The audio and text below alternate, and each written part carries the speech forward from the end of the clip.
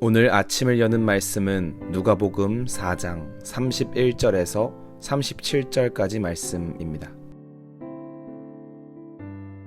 갈릴리의 가버나움 동네에 내려오사 안식일에 가르치심에 그들이 그 가르치심에 놀라니 이는 그 말씀이 권위가 있음이러라. 회당에 더러운 귀신 들린 사람이 있어 크게 소리질러 이르되 아 나사렛 예수여 우리가 당신과 무슨 상관이 있나이까? 우리를 멸하러 왔나이까? 나는 당신이 누구인 줄 아노니 하나님의 거룩한 자니이다.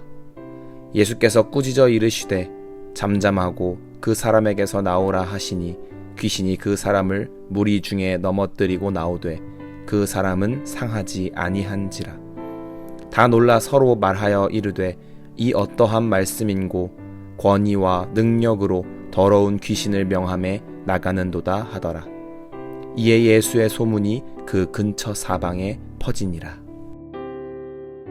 누가복음 4장 말씀은 세례를 받으신 예수님께서 사탄의 시험을 시작으로 공생의 사역을 행하시는 모습을 소개하고 있습니다. 광야에서 시험을 받으신 예수님께서 갈릴리와 고향 나사렛을 지나 가버나움에 오셔서 안식일에 회당에서 하나님의 말씀을 전하십니다. 예수님께서 회당에 들어가셨을 때 그곳에 더러운 귀신 들린 사람이 있었습니다. 그리고 오늘 말씀은 예수님께서 귀신 들린 사람에게 다가가셔서 꾸짖으신 후 귀신을 내쫓는 장면을 보여줍니다. 그런데 오늘 말씀에서 우리가 주목해야 할 것은 지금 예수님이 귀신을 내쫓는 장소가 다름 아닌 회당이라는 사실입니다. 그렇다면 회당을 왜 주목해야 할까요? 그것은 회당이 처음 생긴 이유를 알아야 합니다. 회당이 처음 세워진 시기는 이스라엘 백성들이 바벨론의 포로 생활을 하던 때입니다. 하나님께서는 온갖 우상을 섬기며 악행을 저지르던 이스라엘 백성들을 바벨론의 손에 넘기시어 그들의 손에서 노역을 하게 하셨습니다.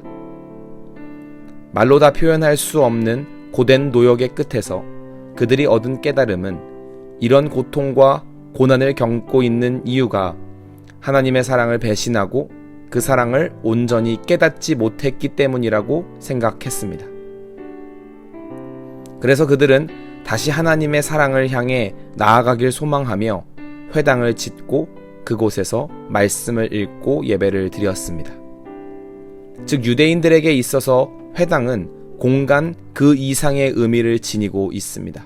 회당은 말씀을 가르치는 장소이고 만남의 장소이자 하나님을 예배하는 거룩한 장소였습니다. 그런데 그 거룩한 장소에 귀신 들린 사람이 버젓이 있는데 그를 아무도 말리지 못하고 말릴 생각도 하지 않고 있는 겁니다. 그렇기 때문에 오늘의 본문은 귀신 들린 사람을 고치신 예수님의 이야기라는 단순한 서사가 아니라 현재 이스라엘의 영적인 상태가 어떠한지를 보여주는 말씀입니다. 오늘 본문뿐만 아니라 4장 전체의 말씀에서 이스라엘의 영적인 상태가 얼마나 타락했는가를 볼 수 있습니다. 성령의 이끌림을 받아 광야에 가신 예수님에게 마귀가 아무렇지도 않게 시험을 하고 있고 하나님의 온전한 복음을 전했던 고향에서는 예수님을 배척했으며 거룩한 회당에서는 귀신이 득세하는 이스라엘의 타락한 영적 상태를 고발하는 것입니다.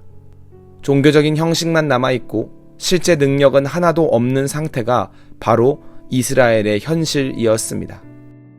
그런데 그 귀신 들린 사람이 예수님을 보자마자 예수님이 하나님의 아들임을 알아채고 무서워 떱니다. 그리고는 예수님이 한마디 꾸짖자마자 그 사람을 떠나갑니다. 그렇다면 어째서 귀신이 예수님을 보자마자 겁을 먹고 달아났던 것일까요? 그것은 32절 후반부에 이렇게 이야기합니다. 그 말씀이 권위가 있음이러라. 예수님의 그 가르침과 말씀에는 권위가 있었기 때문입니다. 하나님의 말씀에는 무엇으로도 흔들 수 없는 권위가 있습니다. 소란을 피우며 회당을 어지럽힌 귀신도 말씀의 권위 앞에서 무릎을 꿇었던 것입니다. 오늘 말씀을 통해서 우리는 중요한 사실을 깨달아야 하겠습니다. 오늘 말씀을 보며 우리는 우리의 영적 상태를 점검해야 하겠습니다.